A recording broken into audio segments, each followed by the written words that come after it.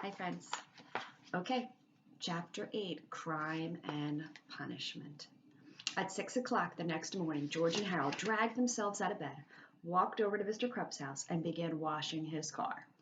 Then, while Harold scrubbed the tires, George roamed around the yard, pulling up all the weeds and crabgrass he could find. After, they cleaned the gutters and washed all the windows at Mr. Krupp's house. At school, George and Harold sat up straight, listened carefully, and spoke only when spoken to. They didn't tell jokes, they didn't pull pranks, they didn't even smile. Their teacher kept pinching herself. Just know this is a dream. At lunch, the two boys vacuumed Mr. Krupp's office, shined his shoes, polished his desktop. At recess, they clipped his fingernails and ironed his tie. Each spare moment in the boys' daily schedule was spent catering to Mr. Krupp's every whim. After school, George and Harold mowed Mr. Krupp's lawn, tended his garden, and began painting the front of his house. At sunset, Mr. Krupp came outside and handed each boy a stack of books. "Gentlemen," he said, "I've asked your teachers to give you both extra homework. Now go home, study hard, and I'll see you back here at 6 o'clock tomorrow morning. We've got a busy day ahead of us." "Thank you, sir," moaned the boys.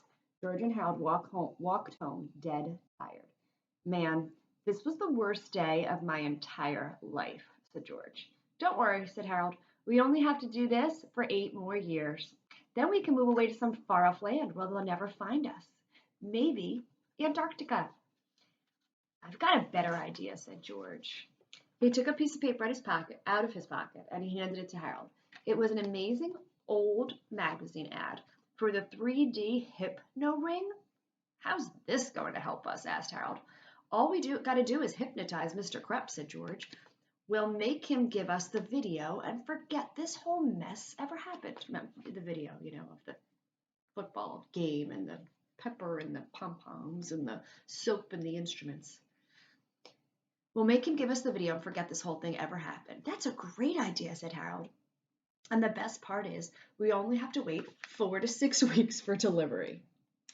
My friends, you know what it means to hypnotize someone? It's kind of a little bit like something of witchcraft, something witches do, but they hypnotize you in some way. When we see it in the movies and in TV shows, they hang like a necklace or a chain in front of the person, and they watch the chain go back and forth, like you were getting sleepy, very, very sleepy, and then they train them to act like something or to do something. In this case, they want to train Mr. Krupp to give us the video back and lose his memory of the situation of what happened.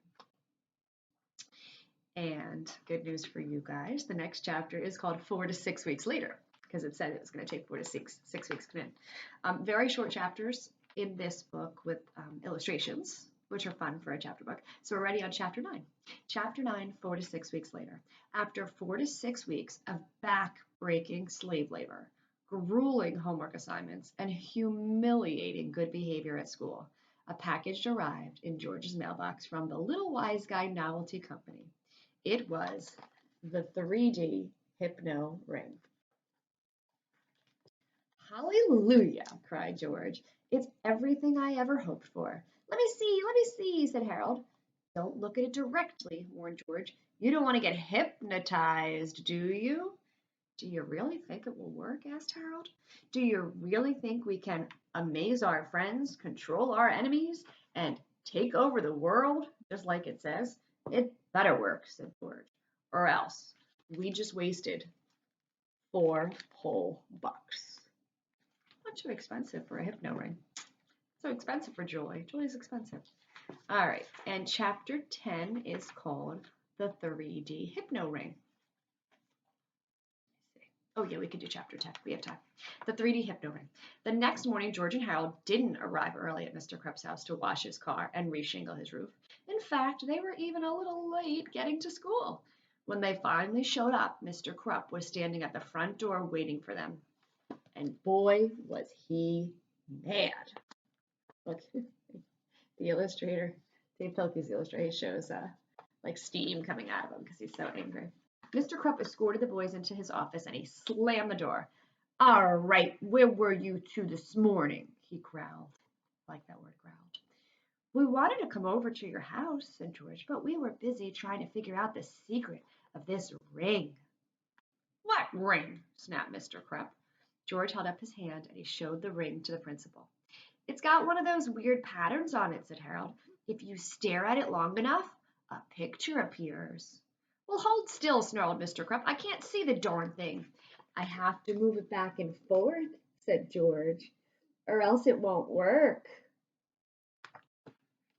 Mr. Krupp's eyes followed the ring back and forth, back and forth, back and forth. You have to stare deeper into the ring, said Harold. Deeper, deeper, deeper, deeper.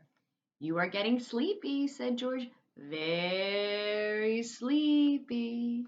Mr. Krupp's eyelids began to droop. I am so sleepy, he mumbled. After a few minutes, Mr. Krupp's eyes were closed tight, and he began to snore.